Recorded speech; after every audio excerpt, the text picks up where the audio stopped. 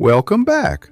Today we're counting down the 15 best small towns in New Mexico. A town that voted to rename itself after a TV game show. An adobe community that has refused to let electricity inside its walls for 1,000 years. And the last time foreign soldiers attacked the continental United States happened right here in New Mexico. Let's get into it. Number 15. Ruidoso. Population 7,600. Ruidoso sits at 6,900 feet in the Sacramento Mountains in southern New Mexico. Real winters, cool summers, in a state that bakes most of the year. Ski Apache, operated by the Mescalero Apache tribe on their reservation just north of town, is the southernmost ski resort in the United States. The Mescalero also run the Inn of the Mountain Gods Resort and Casino on Mescalero Lake. Ruidoso Downs Racetrack hosts the All-American Futurity every Labor Day weekend, one of the richest quarter horse races in the world. You are also about 40 miles from Lincoln, the town where Billy the Kid made his last escape. Median home values in the Ruidoso area run around $350,000 to $370,000. Number 14. Tucumcari. Population 5,600. Tucumcari sits on Old Route 66 in the northeast corner of New Mexico. And the first thing you notice driving through is the murals. More than 50 of them cover the downtown buildings, telling the town's story from prehistoric dinosaurs to neon motels. The Mesaland's Dinosaur Museum here is a genuine surprise, with bronze casts of full-scale dinosaur skeletons made from fossils found nearby. At its Route 66 peak, the town had more than 1,200 motel rooms built to catch every westbound family on the cross-country haul. The Odeon Theater, built in 1938, still screens films. Median home values in Tucumcari run around $110,000 to $115,000, among the lowest in the state. Number 13. Cloudcroft. Population 700. If someone told you there is a mountain town in New Mexico at 8,600 feet above sea level, surrounded by dense green forest that rarely breaks 80 degrees in summer, you might be skeptical. But Cloudcroft is real, tucked into the Sacramento Mountains inside Lincoln National Forest. It started in 1899 as a railroad resort, and The Lodge, a Victorian hilltop inn operating since 1911, still sits on a ridge with views of the White Sands Basin more than 4,000 feet below. In winter, snowfall here consistently surprises visitors who drove up from 95-degree heat in El Paso, an hour south. Median home values in Cloudcroft run around $230,000 to $280,000. Number 12. Mesilla. Population 2,000. Mesilla, just outside Las Cruces in the south, was once the largest town between San Diego and San Antonio. In 1861, Confederate troops declared it the capital of the Confederate Territory of Arizona, a land grab across southern New Mexico and Arizona that Union forces eventually pushed back. 20 years later, Billy the Kid was tried in the Adobe Courthouse on Mesilla Plaza, convicted of murder, and sentenced to hang. That building still stands on the southeast corner of the plaza. It is now a gift shop. La Posta restaurant has operated in an 1840s Butterfield stagecoach stop since 1939. The plaza looks almost exactly as it did in the 1880s. Median home values in the area run around $285,000 to $295,000. Number 11. Madrid. Population 250. Madrid, locals say Madrid, sits in a narrow valley between Albuquerque and Santa Fe along the Turquoise Trail. At its 1920s peak, this coal mining company town had 3,000 residents, more than all of Albuquerque, and its owners built the first lighted baseball stadium west of the Mississippi. Then, natural gas replaced coal. The entire town was listed for sale in the Wall Street Journal in 1954 for $250,000. Nobody bought it. By 1970, the population was 30. Artists found the cheap miners' shacks in the 1970s and stayed. The one street through town is now lined with about 40 galleries and the Mine Shaft Tavern, which has been running since around 1895. Wild Hogs was filmed here. Properties in Madrid currently run around $350,000 to $450,000. Number 10. Chama. Population 900. Up in the mountains of northern New Mexico, near the Colorado border, is Chama. And the reason to come here is one of the last working narrow-gauge steam railroads in the country. The Cumbres and Toltec Scenic Railroad runs 64 miles from Chama across into Colorado, climbing to 10,015 feet at Cumbres Pass through canyon terrain no road can reach. The locomotives are coal-fired steam engines, the same type that ran this route when the Denver and Rio Grande Western Railroad built it in 1880. The high mountain scenery along the way can only be seen from this train. Rides run late May through mid-October. Median home values in Chama run around $200,000 to $250,000. Number 9. Silver City. Population 9,600. Silver City is in the southwest corner of New Mexico, backed up against the 3.3 million-acre Gila National Forest, the first formally designated wilderness area in the United States, set aside in 1924. Inside the forest, the Gila cliff dwellings are the best preserved Mogollon cliff dwellings anywhere, built around 1280 A.D. Silver City is also where Billy the Kid grew up from roughly age 12 to 15. A historical marker stands at the side of the Main Street cabin where he lived with his mother. Beyond the outlaw angle, Silver City has developed into a genuine small arts town with more than 30 downtown galleries. At 5,900 feet, the climate is mild for the Southwest. Median home values in Silver City run around $185,000 to $200,000. Number 8.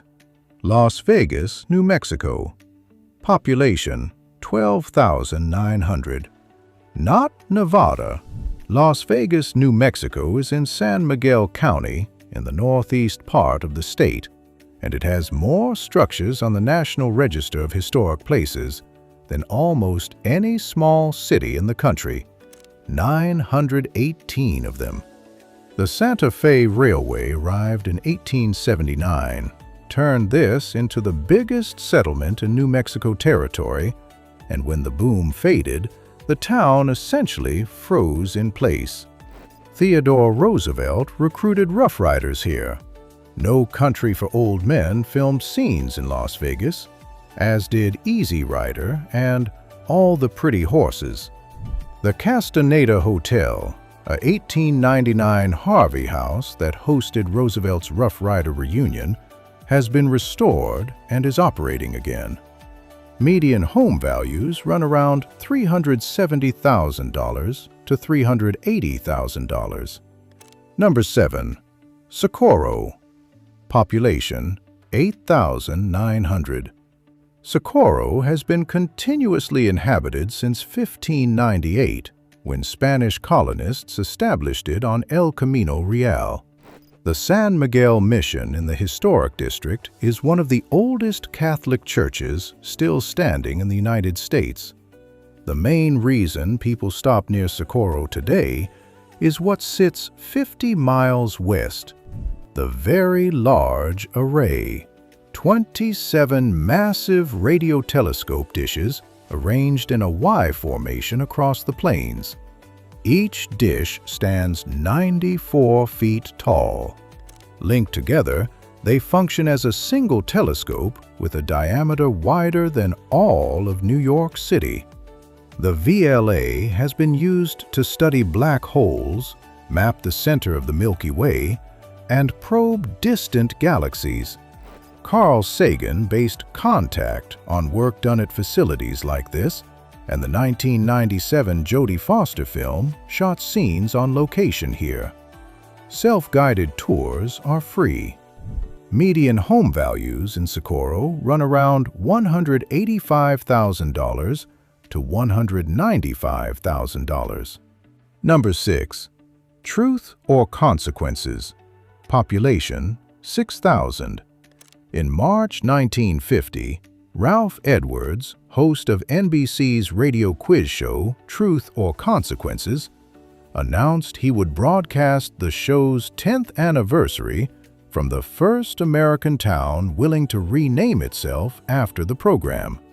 Hot Springs, New Mexico, a city known for its geothermal springs along the Rio Grande, called his bluff. Residents voted 1,294 to 295 to change the name. Edwards flew in the very next day, April Fool's Day, and broadcast the show live. He came back every May for the next 5 decades with celebrity guests and a parade. The geothermal springs are still there. Natural discharge runs roughly 2.1 million gallons of hot water per day, feeding a strip of bathhouses along the main street. Elephant Butte Reservoir, the largest lake in New Mexico, is a few miles up the road. Median home values run around $160,000 to $185,000. We are inside the top 5 now, starting with a town where a regional newspaper once reported as straight news that things had been unusually quiet lately because no one had been killed in 3 days. Number 5. Cimarron. Population 800. Cimarron is in northeastern New Mexico on the old Santa Fe Trail, and the name means wild or unruly in Spanish. The town earned it. At its center stands the St. James Hotel, built in 1872 by Henri Lambert, the personal chef to President Abraham Lincoln. After Lincoln's assassination, Lambert headed west, tried gold mining, failed, and opened a saloon. What followed was decades of documented carnage. At least 26 people were killed in the building and its bar. When Lambert's sons replaced the ceiling in 1901, they found more than 400 bullet holes in the roof. 22 are still visible in the pressed tin of the dining room today. Jesse James always took room 14, positioned to watch the hallway. Territorial Governor Lew Wallace wrote a portion of Ben-Hur during stays at the hotel. The St. James briefly closed in September 2024 and reopened under new ownership in December 2024. Colfax County home values run around $215,000 to $240,000. Number 4. Columbus. Population 1,700. Columbus is a small border town in southern New Mexico, 3 miles from Mexico. At 4:15 in the morning on March 9, 1916, roughly 485 of Pancho Villa's troops crossed the border and attacked the town and the U.S. Army camp on its edge. Villa's scouts had told him only 30 to 50 soldiers were stationed there. The actual number was about 350, including the 13th Cavalry with machine guns. Villa lost somewhere between 67 and 170 men and was driven back. 18 Americans died. It remains the only armed foreign attack on the continental United States since the War of 1812.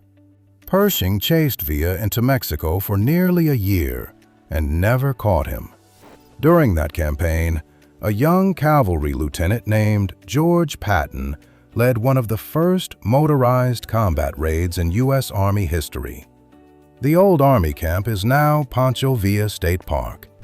Luna County home values run around $100,000 to $130,000. Number 3. Lincoln. Population 200. Lincoln is an unincorporated village in south-central New Mexico, and the entire place is a New Mexico state monument. 1 street, 1 mile, 24 historic buildings that look essentially the same as they did in the early 1880s. The town became notorious because of the Lincoln County War, a feud between rival commercial factions, and because of the young man who joined one side and became known as Billy the Kid. On April 28, 1881, with Sheriff Pat Garrett out of town buying lumber for his gallows, a handcuffed and shackled Billy the Kid got hold of a pistol on the second floor of the courthouse, killed one guard, grabbed the dead deputy's shotgun, killed the second guard when he came running from across the street, climbed out a window, and rode off on a stolen horse. Garrett caught up with him 3 months later at Fort Sumner. The courthouse is open to the public. The bullet hole is still in the wall. Lincoln County median home values run around $340,000 to $360,000. Number 2. Chimayo. Population 3,000. Chimayo is a village in the Sangre de Cristo foothills, about 25 miles north of Santa Fe, and it draws roughly 300,000 visitors a year, not for scenery or restaurants, but for a hole in the floor of a small adobe church. The Santuario de Chimayo was built in 1816 on a site the Tewa Pueblo people had long considered sacred. Inside, in a small room called El Pocito, is a pit of soil that pilgrims believe has curative power. The church replaces the dirt sometimes more than once per day, up to 30 tons of soil per year. During Holy Week, more than 30,000 people walk here on foot, some from Albuquerque, 90 miles south. That tradition was revived after World War II by survivors of the Bataan Death March, New Mexico National Guard members who had vowed to make the walk if they made it home from Japanese prison camps. Many didn't. The National Park Service calls it the most important Catholic pilgrimage site in the United States. Median home values in the area run around $300,000 to $350,000. And our number 1 spot goes to Taos. Population 6,400. Taos sits at 6,969 feet in northern New Mexico, and about a mile north of the main plaza stands Taos Pueblo, a multi-level adobe complex built somewhere between 1000 and 1450 AD that is still continuously inhabited today. It is a National Historic Landmark and a UNESCO World Heritage Site, and the National Park Service identifies it as the only UNESCO Heritage Site in the United States designated specifically for the significance of a living Native American culture. About 150 people live inside the ancient walls full-time, with no electricity and no running water, a deliberate community decision.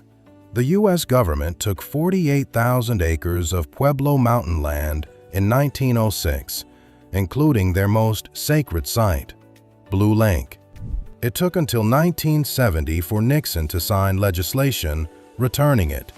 In 1847, Taos Pueblo residents and local Hispanos killed the newly appointed American territorial governor in his home. His family escaped by digging through an adobe wall. D.H. Lawrence spent significant time here. Ansel Adams photographed it, and Kit Carson's home on the plaza is now a museum. And since the early 1990s, about 2% of residents have reported hearing a persistent, low-frequency hum that scientists have studied for decades without identifying a source. Nobody knows what causes the Taos hum. Median home values in Taos currently run around $420,000 to $470,000. That's our list. If you're from New Mexico, drop a comment. Tell us which town we got wrong, which one you'd rank differently, or which one we missed entirely. Subscribe if you haven't. There are a lot more states still to go.